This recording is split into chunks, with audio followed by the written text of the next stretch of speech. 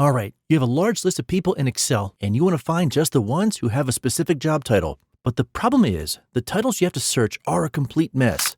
For example, let's say you want to find all the people who work in human resources, but no one uses the same job title. For instance, you've got HR manager, human resources, recruiting manager, recruiting partner, and the list goes on. Put another way, the lack of consistent titles is going to make it really hard to find all the people who fall into a specific category. So in this video, we'll show you how you can build an Excel formula that will search for multiple keywords inside your title, then tag the people with the category type, and then filter the list so you can see exactly who you want. Here's how it's done. The first step is to write a list of keywords that you want to search for.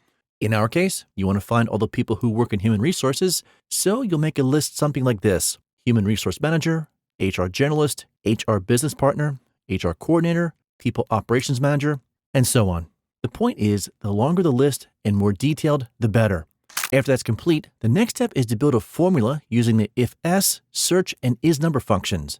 Now, admittedly, this is no fun, so we went ahead and put an example down below that you can copy and modify for later use.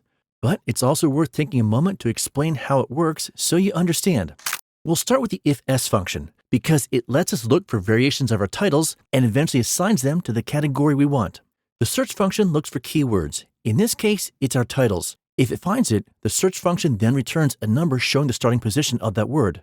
The ISNUMBER just asks, did the search return a number, yes or no? This yes or no is then used by the if-s function to assign the appropriate category.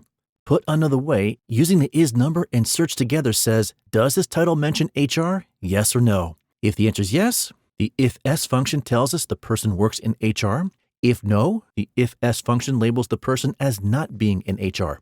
The final step is to use the filter function to show just the people who work in HR. To do that, click on the FX icon and search for filter.